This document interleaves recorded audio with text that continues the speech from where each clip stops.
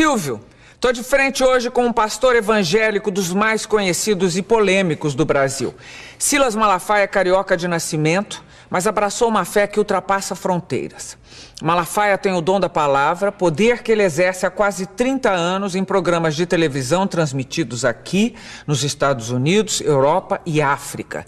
É líder da igreja Assembleia de Deus Vitória em Cristo e combate abertamente a homossexualidade e o aborto.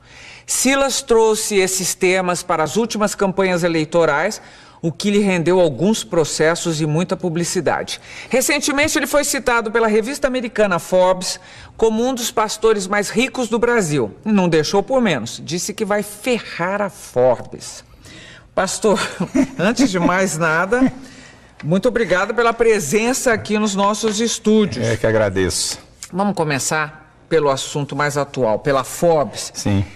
Que é recentíssima. A revista publicou que o senhor está em terceiro lugar entre os pastores evangélicos mais ricos do Brasil, com uma fortuna pessoal avaliada em 150 milhões de dólares, que dá em números brasileiros 300 milhões de reais. E o senhor contestou essa informação. Sim. Deixa eu te falar, Gabi. Safado, sem vergonha, bandido, caluniador, tem tudo que é lugar. Pastor, padre, jornalista, tem tudo que é lugar. Quando a Forbes faz uma declaração dessa, não é uma declaraçãozinha qualquer. Eu vivo de quê? Eu vivo de que pessoas acreditem em mim para darem ofertas, é verdade? Porque eu sou um pouco diferente de outros pastores. As ofertas que eu recebo é mais de gente que não é da minha igreja. Eu sou pastor de igreja há 2 anos e meio. Então, há 30 anos eu sou conferencista e tenho programas de TV e recebo verbas de pessoas que não me conhecem de perto. 80% são evangélicos e 20% é gente de tudo que é religião. Então, quando eles falam isso, o que subentende? O ser humano é um ser inteligente, que raciocina, que pensa. Peraí, esse cara tem 300 milhões, está roubando de gente. Não, roubando não. Ele tá metendo a mão. Mas eu gosto de ser, desculpa, eu sou muito franco. Esse cara tá com essa grana toda porque tá metendo a mão em alguma coisa. Aí vamos lá. Onde é que tá a mentira e a safadeza? Primeiro, minha declaração do imposto de renda, eu vou fazer porque você tem credibilidade. Estou sendo honesto. Se eu tivesse no outro programa, um outro jornalista, mas como você é uma jornalista de muita credibilidade, então exclusivamente aqui para você, aqui, e no meu programa de TV, porque eu não devo nada, não tenho nada a temer, eu tenho aqui o espelho de bens do meu imposto de renda, tá aqui, coisa sigilosa que ninguém dá, ninguém abre, eu estou aqui com ele. O meu imposto de renda, depois você pode olhar o final, onde diz sobre o patrimônio que eu tenho, é 4 milhões de reais. Nesses 4 milhões de reais, tem 2 milhões do capital da editora Central Gospel, porque você é obrigado a declarar o capital, né? Quando você abre uma empresa, qual é o capital dessa empresa? Então, isso entra no imposto de renda. Então, eu tenho uma casa, 6 apartamentos, 3 meus filhos moram, 3 eu comprei em comodato de construção, que ainda faltam 30 prestações em Vila Velha, de um construtor evangélico. Eu tenho um apartamento em Boca Raton, que está aqui a declaração de bens do Banco Central, ela está aqui. Comprei por 149 mil dólares para pagar em 30 anos. Se eu pegar esse patrimônio atualizado, porque você na declaração do imposto de renda, você põe o dia que você comprou. Mas se eu pegar isso e atualizar o valor que vale a minha casa, que aqui está por 800 mil, porque foi quando eu comprei, eu vou ter aqui de patrimônio atualizado de valores de hoje, 4 milhões e meio, ok? Aqui tem 4 milhões porque tem 2 milhões da minha participação na minha empresa. Então, se eu tirar isso e atualizar, então o que a Forbes está falando, primeiro, é mentira. O jornalista, o correspondente, eu acho que ele vai perder o emprego, porque eu vou processar a Forbes nos Estados Unidos. Eu não vou processar aqui. Aqui não tem graça. Eu vou fazer doer lá. Porque eu acho uma safadeza você denegrir, porque se eu tivesse, eu também diria. Porque há 25 anos eu não tenho salário de pastor. Eu sou pastor há 30 anos, tive salário por 5 anos, não que seja pecado errado, é bíblico. A Bíblia fala até que o pastor tem que ganhar muito bem, pela Bíblia, que ele tem que ser muito bem tratado. Mas há 25 anos eu não tenho salário de pastor. Há 25 anos eu vivo de quê? Como conferencista, eu talvez seja o pastor que mais oferta ganho quando prego fora, porque estou na televisão, essa coisa toda, e da minha editora. Para você ter uma ideia, nos últimos 5 anos eu vendi mais de 1 milhão de livros meus por ano. Mais de 1 milhão. Eu sou o pastor que mais vendo livros, eu sou o pastor que mais vendo palestras em DVD e em CD. Então, eu não posso aceitar que uns caras venham dizer uma coisa com o objetivo, que esse é o objetivo, é colocar um bloqueio na sociedade, que tudo que é pastor, o que ele tem, ou foi roubado dos fiéis, que é um bando, desculpa a expressão, de otários, certo? Então, eu fiquei nervoso com esse negócio. Eu vou contestar um pouco. A revista Forbes é uma revista que trata basicamente de fortunas. Não é novo, é associado à religião, a todas as religiões, digamos, não estou isentando a católica, as religiões são associadas a fortunas. No caso da evangélica, associada ao dízimo pago pelos fiéis. E aí levanta-se a questão sempre, tem sempre esse mistério do dinheiro em torno da religião evangélica, que vem do dízimo, etc e tal, que sustenta as igrejas. O católico também vem com dízimo. Também, estou dizendo. Também é dízimo também. Não é obrigatório, não mas tem. Verdade.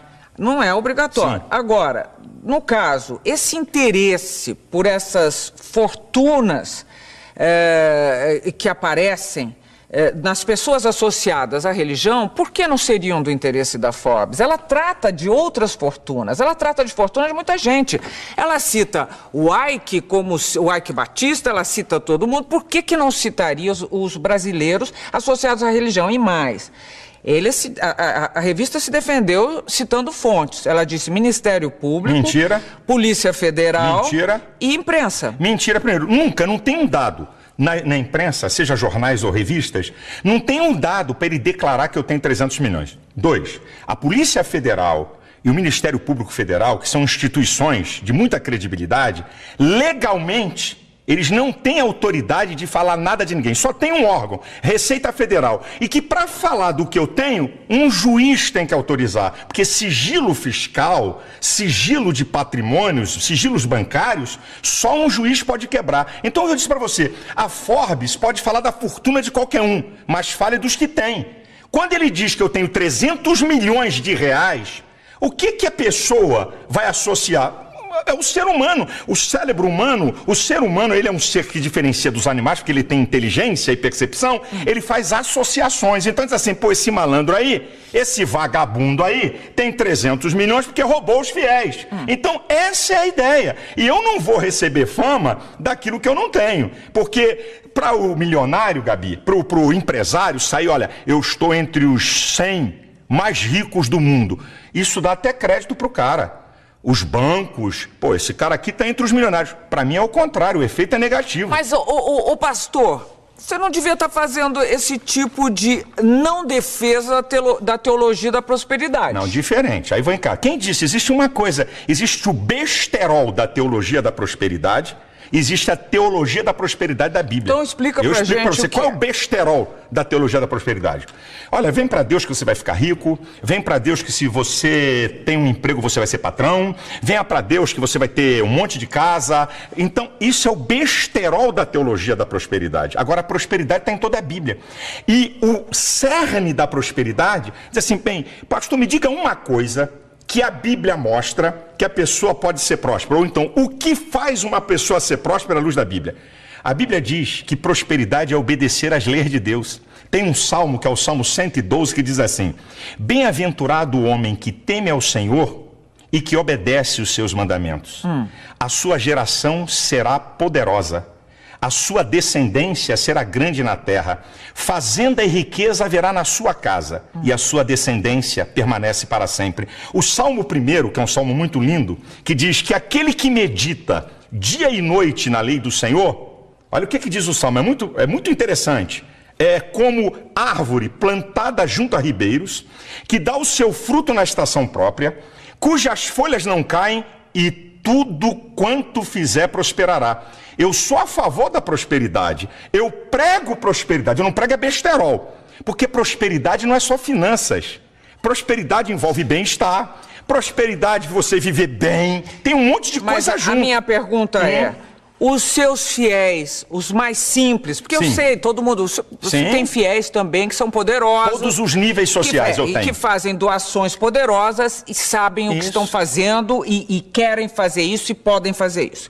Agora, quando você fala, Eu às vezes misturo você e senhor. Você, pelo amor de Jesus. Quando você fala quando você divaga em cima dessa teoria da prosperidade, você de alguma maneira não leva o povo, o fiel, a crer que dando o dízimo a vida dele vai melhorar? Bem, deixa eu te dizer, não sou eu que digo isso, é a Bíblia. Sim, mas... Eu não digo, existe uma coisa, a Bíblia, como qualquer coisa na vida, como qualquer ideologia ou religião, os comunistas, ou a ideologia ateísta, ele crê naquilo, ok? Quando você crê, existem um conjunto de crenças e valores que estão arraigados ali. Então, quando eu digo para o meu fiel que ele vai dar dízimo e oferta para ser rico, eu estou falando uma mentira.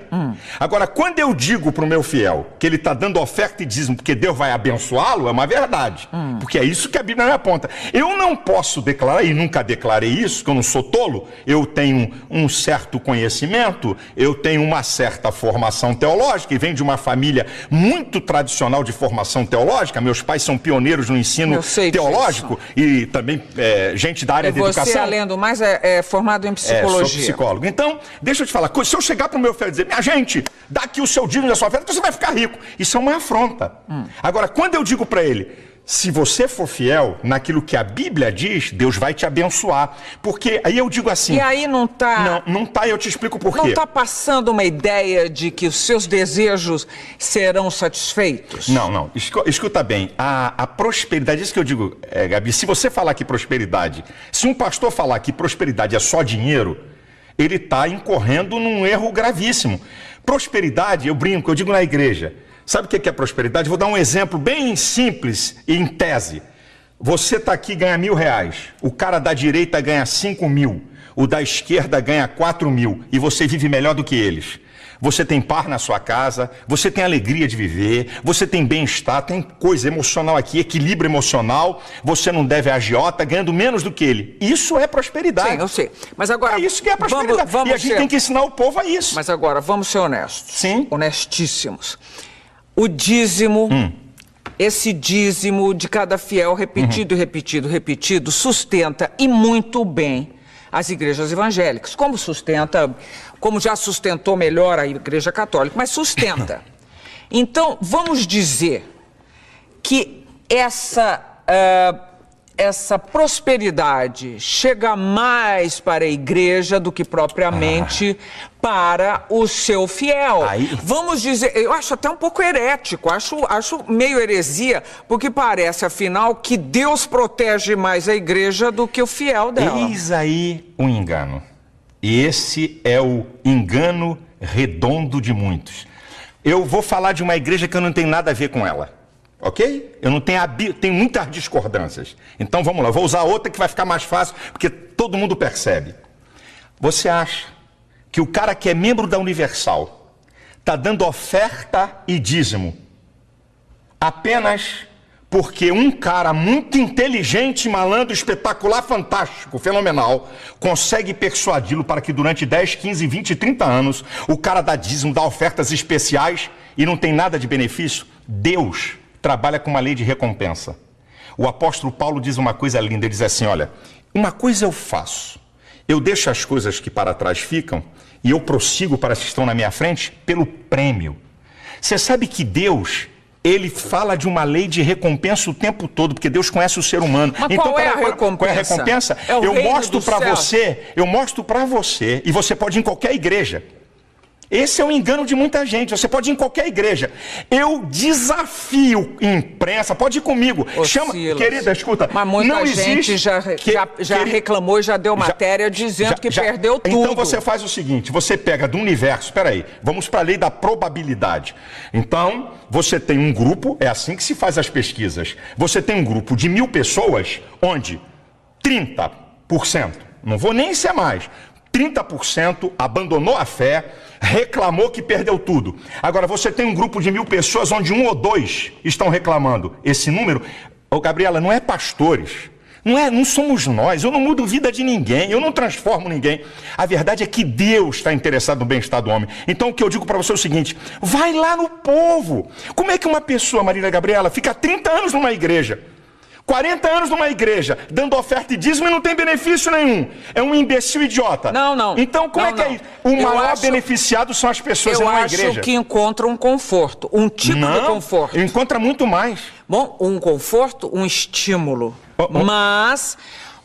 Gabriel, Silas, você falar que alguém não vai ficar numa igreja por uma pessoa, eu garanto pra você, quem tá nos vendo aqui, tá achando você muito mais interessante do que eu, porque existe uma capacidade de liderança, uma maneira de se expressar que faz um líder. Mas você não consegue segurar uma pessoa há 30, 40 anos dando dinheiro. Você até consegue isso pra te seguir. Mas o cara dando bens... Agora, o que acontece? Vamos lá, quais são os graves problemas da sociedade? Drogas é um grave problema, correto? Um gravíssimo problema, que nem eles sabem o que vão fazer, tá? Bebida, 1 em cada 4 jovens... É droga, eu quis separar, né? Porque a bebida é uma droga diferenciada, né? Muito diferente, a gente pensa que é mais leve, que é legal. Então, você tem... as drogas não licenciadas, boa a tua ajuda, e tem a droga legal, problemas. Quais são os problemas? O desarranjo familiar. Minha filha, a igreja trabalha para recuperar essas pessoas sem o Estado dar R$1 no de graça para o Estado. Então o cara, Gabi, nós temos essa experiência, o cara tem um único filho. Ele diz, eu daria tudo que eu tenho para tirar esse cara da cocaína. Eu daria tudo que eu tenho para tirar esse cara do crack. Eu daria tudo para tirar meu marido da bebida. Aí vai para a igreja.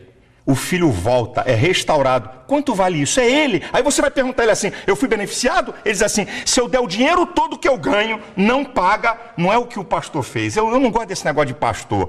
Pastor é apenas um condutor, mas o que Deus faz na vida das pessoas. Eu não faço nada, Gabi. Eu creio num Deus que faz. Ô Silas, mas agora, vou terminar esse bloco. Mas você anda de avião? Sim. Você você é uma igreja que tem avião próprio, você citou um apartamento nos Estados Unidos, e em uma outra matéria que eu li sua, você dizia que alguns apartamentos a pagaram há 30 anos. Não, um apartamento e esse que eu te informei está na minha declaração de imposto de renda. Alguns outros, mas não importa. E outros aqui no Brasil. Mas não importa. Meu, que não foi com dinheiro de igreja. Não estou dizendo que você não mereça. Você fez uma coisa convincente. Mas o que eu estou querendo dizer é se não é herético imaginar que você foi mais favorecido do que quem está esperando também. É porque você não conhece as ovelhas e os membros das igrejas, o que aconteceu na vida deles. Você não tem ideia disso. Vamos lá, estou chegando ao fim do primeiro bloco de frente com o pastor Silas Malafaia e a conversa está apenas começando. Eu já sabia que vinha bomba pela frente, ele é forte. Nós voltamos em seguida, até já. De volta e de frente com o pastor Silas Malafaia, agora vem bomba. Vamos lá. Ô pastor, ô Silas, no discurso de posse para o segundo mandato, o presidente americano Barack Obama disse textualmente: nossa jornada não estará completa até que nossos irmãos e irmãs gays sejam tratados como qualquer pessoa. Na sua igreja ele não teria sido reeleito? Na minha igreja não, ele não teria sido reeleito. Deixa eu falar sobre essa questão de homossexualismo. Homossexualidade. Isso, obrigado. Deixa eu te falar uma coisa. Primeiro, ninguém nasce gay. Homossexualismo é um comportamento. Eu vou fazer uma definição. Tá, então vamos lá. É contestável. É contestável? Eu mando vir na genética. Quem é que pode dizer se alguém nasce gay ou não? Não é a psicologia, é a genética. A ciência que pode dizer, é igual ao aborto. Quem é que pode dizer onde começa a vida? A biologia. Então, quem é que na ciência? Então, eu vou primeiro para... Bom, você sabe que as últimas pesquisas andaram mapeando o cérebro de gente aí. Não deu nada, olha aqui. Deixa eu te falar. Deixa eu falar uma coisa aqui para você que é muito interessante. Ninguém nasce gay. Não existe ordem cromossômica homossexual. Não existe gene homossexual. Existem ordem cromossômica de macho e de fêmea. Então, vou fazer uma definição de homossexualismo. Um homem e uma mulher. Homossexualidade. Não, homossexualismo, a prática. Eu posso falar homossexualismo ou a homossexualidade, não tem... Não, é que o homossexualismo caracteriza a doença. Não, mas eu não vejo como doença. Eu não vejo como comportamento, nada de doença. Então, a homossexualidade, um homem ou uma mulher, por determinação genética, e homossexual por preferência aprendida ou imposta. Agora, vamos para a pesquisa. 46% dos homossexuais foram violados, violentados quando crianças ou adolescentes. Como é que alguém nasce? 46%. 54% escolheram ser. Então, primeiro, homossexualismo é comportamento. Então, vamos para a genética. Gêmeos iguais, Estou falando de genética. Gêmeos iguais, isso é o mesmo embrião que se divide, tá? É chamado geneticamente iguais, homozigóticos, são gêmeos iguais. Então o que tinha que acontecer? Se um gêmeo é hétero, o outro teria que ser hétero. Se um gêmeo é homossexual, o outro teria que ser. Então, vamos lá. 35% dos gêmeos que são homossexuais, o outro, 65% são héteros. Então, como é que são iguais? Como é que nasce? Espera aí, eu estou falando de nascer homossexual. Eu estou falando de genética. Tá bom. Não tem uma fonte na genética, não tem uma fonte... traços psíquicos, não sei o quê. Então, vamos lá. 46% passaram a ser homossexuais e eles não falam. O dia que eu falei isso, partir do dia que foram violados e violentados... Então você já está dando outro dado. Eu estou dando um dado. No geral, violentados por quem? Não, por parentes, violentados por vizinhos... Não, por ser heterossexuais. Bom, então vamos lá. Então, nascer é o seguinte, eu vim a esse mundo e tenho essa vontade. Por que animais, e nós somos mais um na natureza, por que animais praticam não nascem homossexual? Praticam sexo com muitos animais, com animais do mesmo sexo e não são perturbados na outra sexualidade? E não é os animais não são considerados uma prática homossexual. Cá. Não há olha a pergunta que você me fez. Olha a pergunta. Nós estamos conversando e disse assim, eu disse aqui, ninguém nasce homossexual. Foi a minha resposta aqui para você. Eu já disse que é contestável. Você disse que é contestável, eu digo, o que tem argumento. A ciência, o que é ciência? Tem que ter observação. Por que a evolução é teoria? Porque você não pode comprová-la na observação. Agora, então, escute. Essa conversa não vai terminar nunca. E eu quero saber de você. Você quer saber, eu tenho que te responder. Eu quero saber qual é a tua questão então, vamos lá. com a homossexualidade. Eu vou te dizer qual é a questão. A minha questão aqui no Brasil é os direitos que eles querem em detrimento da coletividade. Quais são os direitos? Os direitos? Então eu vou dizer pra você. Serem respeitados, não serem mortos e agredidos. Não, nada disso. Vamos lá, você está falando de mortos. Quando eles falam de números, que eu acho que ninguém deve morrer. Eu não quero que ninguém morra de nada. Mas quando eles utilizam números, é contra eles totalmente. Eu vou nessa do número já. Mas vamos aqui. O que eles querem na PLC 122? Número 1. Lá no artigo 20, parágrafo 5º, está dizendo o seguinte, que se um homossexual sofrer constrangimento vexatório de ordem ética, moral, filosófica, tá lá. Então, ok? 3 a 5 anos de cadeia. Então vamos para a Constituição. Artigo 5º, inciso 8. Ninguém será privado por convicções filosóficas, religiosas e políticas. Então quer dizer, o que é... No caso deles, que eles estão querendo ser tratados como os outros. O que é constrangimento filosófico? Quem é que define isso? Significa o quê? Se olhar para a cara de um homossexual mal, olha, você está me constrangendo filosoficamente. O que é isso? Que papo é esse? Pera aí um instantinho, O artigo 8, a linha... exagerando, é o que está lá. Artigo 20, parágrafo 5º. Não, você está... Aqui, ó. Não, eu tô com ela. Não, aqui, você quer que eu leia? Mas a interpretação que você está dando... a interpretação é o que está aqui. O meu medo é que o que você fala com toda a propriedade e convicção possa... Como você disse, não tenho nada contra homossexuais, você já disse mais de uma vez. Não tenho nada, não quero que eles sofram violência, etc. Nenhuma, Salom. Mas acontece que não todas as pessoas têm a formação que você tem ou têm um tipo de disposição esclarecida. Você, falando com essa convicção e desta forma e com essa sua interpretação, pode eventualmente estar influenciando pessoas que vão sim praticar violências contra homossexuais. Então vamos cortar programas de televisão, vamos cortar novelas, vamos cortar filmes que tem ação, porque vai influenciar alguém a matar. Aí a sociedade para. Então a televisão vai ter que parar agora, vai ficar só Marília Gabriela. Porque tem entrevista. O cara que mata não vai poder mais filme na TV. Você acha que os homossexuais que pagam impostos, trabalham não têm direitos, os mesmos direitos que você Eles têm. Se eu tomar um tapa na cara, é igual um homossexual tomar um tapa na cara. Se alguém me xingar, a lei tá igualzinha pra eles. Se alguém xingar eles, é igual, não tem sido dessa maneira. Não, se não tem sido... Não tem sido. Se tivesse sido até agora, eles não estariam atrás de uma lei que os protegesse, eu vou dizer uma Silas. coisa. Eu fui ofendido com a suástica na reunião da comissão de cidadania, botaram o meu nome com a suástica, que é crime no Brasil. Eles querem uma lei para atacar, xingar, atingir quem eles querem, estarem protegidos acima de todos. Uma vírgula para eles. Então, eles não estão atrás apenas... Você quer ver uma outra? A linha B do artigo 8 da PLC 122. Ninguém pode impedir a afetividade de um homossexual, transgênicos, bissexuais. Este direito será dado aos demais cidadãos. Quer dizer, a preferência passou a ser deles. Então agora eu vou para o campo da realidade. O lugar do culto é protegido pela Constituição. Tá certo? Lugar do culto, lá dentro do culto. Ninguém entra, ninguém faz bagunça que vai dançar. O pátio da igreja não. Então o que significa que essa lei estiver aprovada? Se no pátio da minha igreja tiver um casal de homossexual se beijando e eu botar para fora, 3 a 5 anos de cadeia. O que eu vou dar esse mole para eles aonde? Nunca. Vem cá. Os seus fiéis, imagino, entre eles deve haver homossexuais. Que foram ou que estão buscando sair.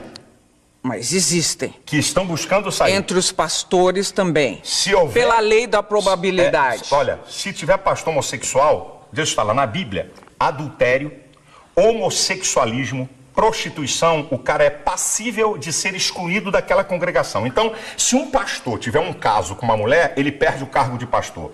Se um pastor tiver um caso de homossexualismo, ele perde o caso de pastor. Se um pastor for solteiro e tiver uma relação sexual com qualquer uma, vai perder o cargo. Então, a Bíblia trata do mesmo nível. Algum do fiel seu homossexual chegou a conversar com você sobre esse assunto ou não existe sequer conversa a respeito? É claro, pede socorro. Olha, a igreja está lotada de gente Você, como psicólogo, chegou à conclusão de que um homossexual deve e pode ser realmente...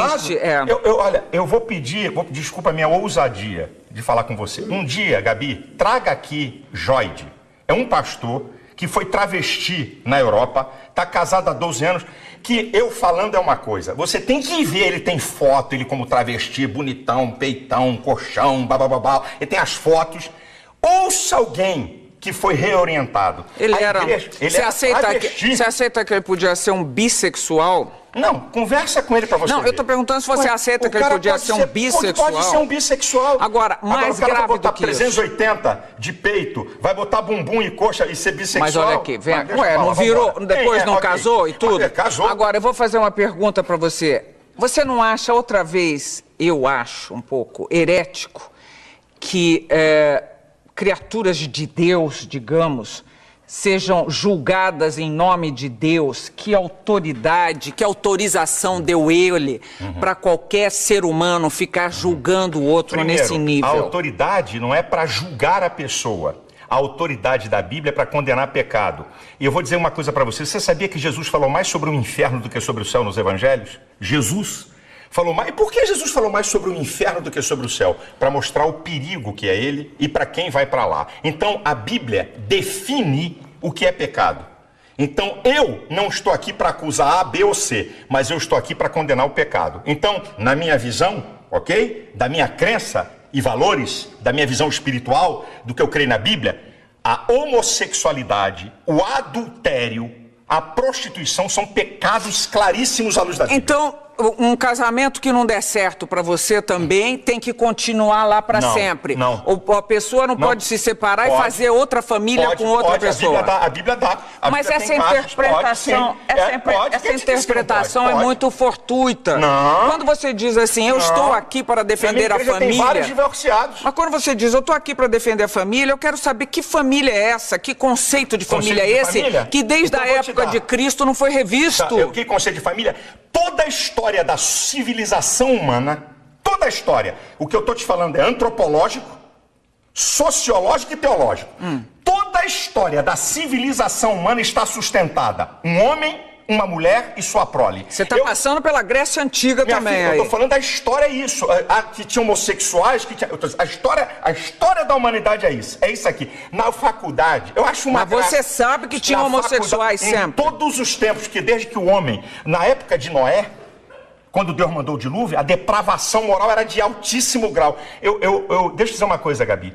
O que muda é a tecnologia. O homem é a mesma coisa, com suas loucuras, com seus desejos, é a mesma coisa. O que muda é a tecnologia. O ser humano é a mesma coisa. Então presta atenção, a Bíblia, eu estou falando de Bíblia do que eu creio. Eu estou falando daquilo que eu creio, do que a Bíblia fala. A Bíblia é um livro para quem quer crer ou quem não quer crer, que é um direito de cada um. À medida que eu sigo aquele livro, certo? Que eu creio que é a palavra de Deus, porque é a única fonte de conhecimento filosófico, teológico, científico e vulgar. Não tem outro livro no mundo que tenha essas 4 fontes de conhecimento. Só a Bíblia, certo? Nenhuma verdade científica da Bíblia até hoje foi derrubada. Nenhuma delas. Então, quando uma pessoa, certo? Na igreja, uma pessoa... Estou falando da família. Vou voltar para a família. Então, a família nuclear... Na faculdade, é isso, tá aqui me lembrando o que eu estava falando. Na faculdade eu ouvi. Durante 5 anos, eu ouvi isso que eu vou te falar. A criança, quando nasce, o primeiro objeto de amor dela é a mãe. Ela faz ruptura dela com a mãe a partir da figura paterna. A partir da figura paterna, a criança faz diferenciação entre ela, a mãe e o mundo. Eu cansei de ouvir isso. Sabe de Freud, que tanto falam? Freud estudou o caso de uma paciente homossexual e descobriu que ela é homossexual pela relação dela com o pai. Manda rasgar o compêndio de Freud. Manda eles rasgarem. Tá lá, estudo de Freud. Ele reorientou a mulher e ela passou a ser heterossexual. Então vai dizer que não pode ser reorientado? Quem disse que todo mundo... Eu não tô aqui, Gabi, eu não tô aqui para impedir ninguém de ser homossexual. Eu não tô aqui para impedir ninguém de adulterar. Eu não tô aqui para impedir ninguém de se prostituir. Isso é problema de cada um. Olha, eu vou fazer vou propor um problema a você, que é contra, inclusive, o aborto, a legalização do aborto. Supondo que nasça uma criança e que a mãe dessa criança não vai poder criá-la. Um casal homossexual se dispõe a criar essa criatura, que senão vai ficar jogada à disposição do que seja, numa instituição que vai tratá-la mal. Você acha que ainda assim um casal homossexual não pode ter essa criança e fazer dela um belo cidadão, uma bela cidadã e criar um ser humano digno, com todos os seus direitos, com toda a sua inteligência, com toda a sua com todo o seu amor e compaixão pelo outro? Primeiro, tem mais na fila casais héteros esperando criança? Não, eu não estou perguntando isso para você, eu estou perguntando conceitualmente. Eu estou falando das novas famílias. Eu não acredito que 2 homens possam criar uma criança perfeita no sentido total que você quer, como um ser. Eu não acredito, porque eu acredito que Deus fez homem e mulher e esses seres é que se completam. E ó, tá na França, ninguém chamou de fundamentalista, hein? Silas, ninguém chamou de fundamentalista. As famílias mudaram. Querida, a sociedade como um todo mudou. Vamos ver daqui a 50, 60 anos o que vai acontecer. Mudou tudo, daqui a 50, 60 anos. Mas daqui a 50, 60 anos, o que é que pode acontecer? O que pode acontecer? Crianças que essa questão de adoção é agora nova, 10 anos, 12 anos, não tem mais do que 15 anos isso no mundo. Então, não adianta agora vir com fotografia de jornal e mostrar 2 caras com uma criança feliz. Essa história para mim não me convence. Não estou falando só disso, estou falando de 2 mulheres ou 2 homens. Eu acredito que 2 homens e 2 mulheres tenham capacidade para desenvolver um ser humano. Não acredito. Eu acredito que um homem e uma mulher... Eu não acredito nisso. Eu conheço muitas pessoas que foram criadas dessa forma. Daqui a uns 30 anos você pode me dizer alguma coisa. Você já está pré-julgando, Silas.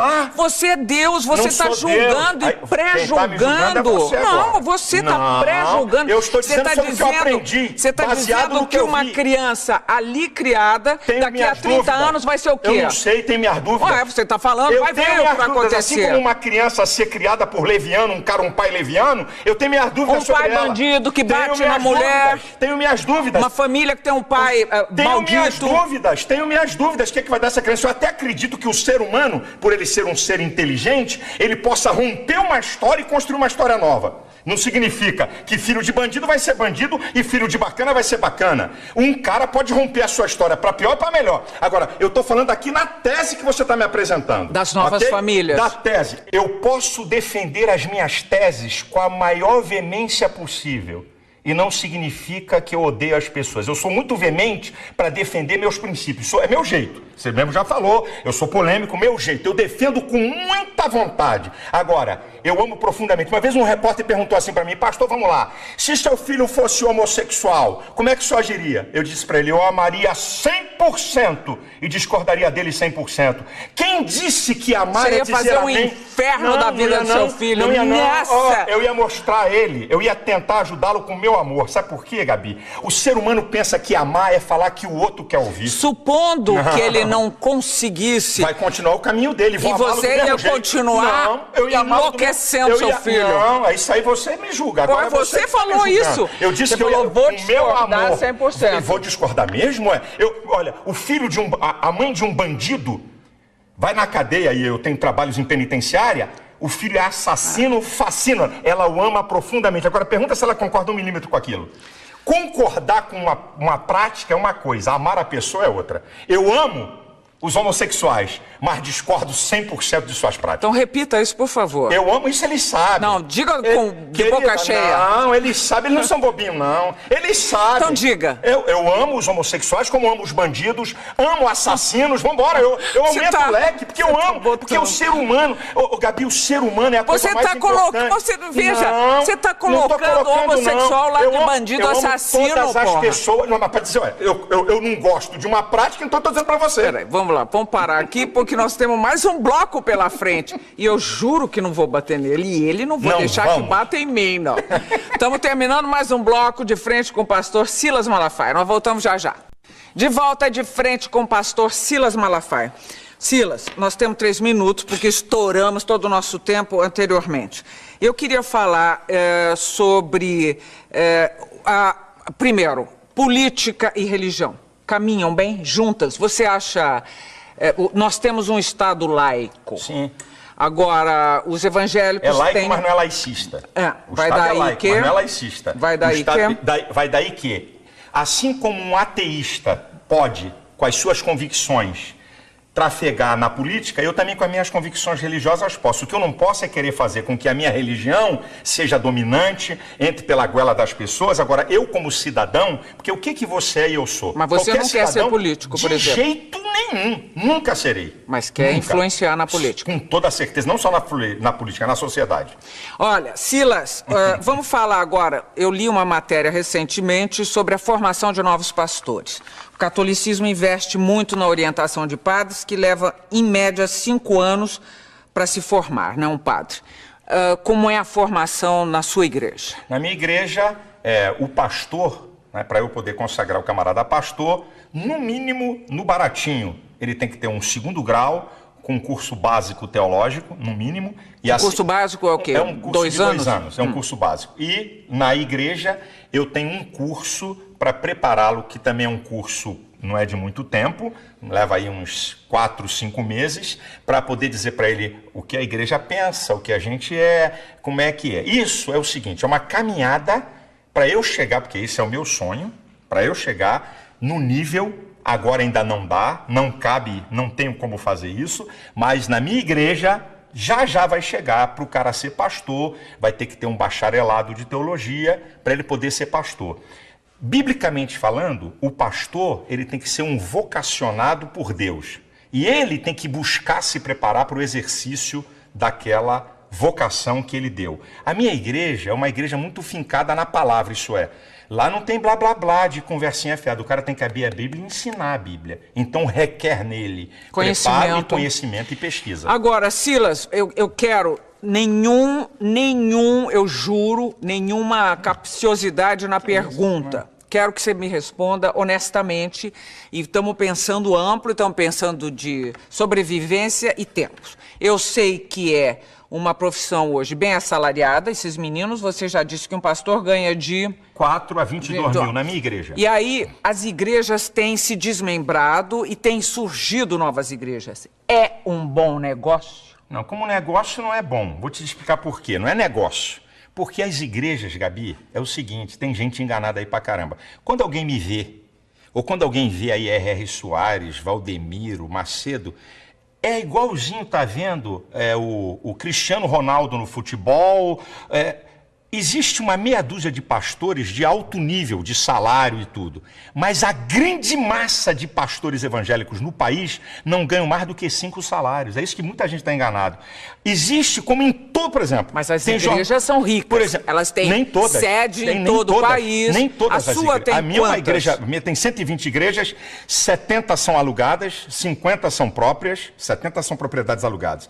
Eu sou um camarada visionário que quero fazer com que meu pastor desempenhe a sua função com dignidade. Eu não quero que ele fique preocupado com escola de filho, com comida em casa, para ele poder dar atenção àquela ovelha. Então, eu quero dar dignidade ao cara. Mas, Gabi, o que tem de pastor nesse país que ganha 1.000 conto, que ganha R$1.500, vocês não têm ideia. É porque a mídia, quando olha, é igual, com todo respeito, sem querer saber nada, é igual a você. Você é top como jornalista, mas tem um monte de jornalista aí, que não vou falar, que só Deus sabe quanto eles ganham. Mas eu estou dizendo, a perspectiva dos que começam a chegar a ser Silas Malafaia. Não é. Ele ganha 1.500, mas ele está lá, é uma perspectiva. Mas não é, porque para ele poder, eu ainda não, eu abdiquei do salário da minha igreja.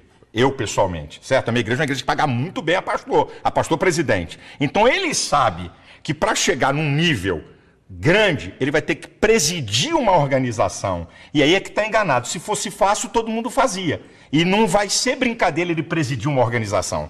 Você alguma vez na vida passou pela Igreja Católica? Teve alguma passagem pela Igreja Católica? Não. O Papa representa alguma coisa para você? Não.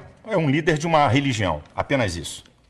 Com respeito seu? Eu respeito porque é um líder de uma religião, eu tenho que respeitar. Agora, não reconhecemos ele como sucessor de Cristo, não reconhecemos esse reconhecimento, nós não damos a ele.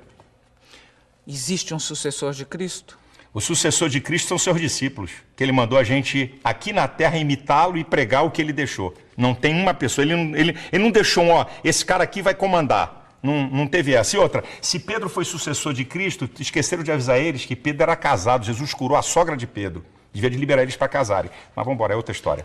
Outra história também que devia ter homossexual à beça naquela época. Podia ter, eu não tenho dúvida nenhuma disso. Então, terminando mais um bloco de frente com o pastor Silas Malafaia, nós voltamos daqui a pouquinho. Até já. De volta para a parte final de frente com o pastor Silas Malafaia. Esporte você praticou na vida ou não? Pereba jogando bola. Sou ruim de bola. Pereba? Pereba é ruim, é o cara ruim. Sempre joguei, gosto de futebol, mas sou ruim. Mas vamos ver lá agora. Bate-bola, jogo rápido, tá bom? Divórcio. Sou contra. Casamento. Sou a favor. E morar junto. Sou contra. Por quê? A não ser que seja casado, sou contra. Tudo que sai fora da legalidade do casamento, sou contra. Mas você está me perguntando, eu estou respondendo, sou contra. Judaísmo. É o antecessor do cristianismo. O judaísmo foi fundamental para chegar até o cristianismo. Por isso que nós ainda temos o Antigo Testamento na Bíblia. Islamismo. Eu acredito de um radicalismo muito horroroso para o que a gente chama de religião. Não estou falando de radicalismo não, né? Não, tô na falando minha frente agora. Vou deixar radicalismo que manda matar, que não aceita os outros. É isso que eu estou falando, para matar. Não aceitar. Quem disse que a sociedade a gente aceita todo mundo?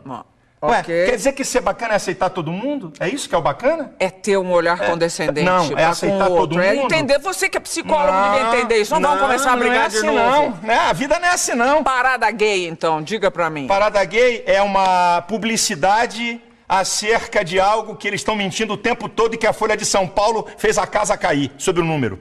Silas Malafaia por Silas Malafaia. Eu sou o seguinte, eu acho que de vez em quando eu sou chato, de vez em quando eu sou muito duro para questionar as coisas, assim, no embate eu podia muitas vezes, não é aqui com você, muitas vezes eu falo alto demais, quando eu estou num embate eu podia falar mais baixo, minha esposa diz, Silas, diminui um pouco o volume, minha esposa diz assim, mas acho que eu sou idealista, eu tenho ideais e eu não abro mão da família, que a coisa mais é a base de sustentáculo da sociedade. Aí eu vou dizer uma palavra espiritual, do mundo espiritual. O maior interessado em destruir a família é o diabo, porque quando ele destrói a família, ele desarruma toda a sociedade. Crack, cocaína, bebida. Vai lá numa análise bem profunda se não tem uma participação dessa história da família. A família é uma coisa muito, muito importante. Olha aqui, obrigada pela entrevista. Deus te abençoe, viu? Meu desejo é que esse Deus que eu creio se revele cada vez mais a você e que as pessoas que estão nos assistindo, eu não conheço as pessoas, não sei o que está acontecendo com elas, mas se você me permitir, eu quero liberar uma palavra. Talvez precisando de cura, talvez gente sem paz, talvez gente perturbada com as coisas da vida, que Deus se manifesta a você, trazendo paz, alegria e equilíbrio. Que o meu, que eu não sei se é o mesmo seu, te perdoe. Ele me perdoa, porque eu sou pecador. Obrigada, Silas. A gente se vê aqui no próximo programa. Até lá.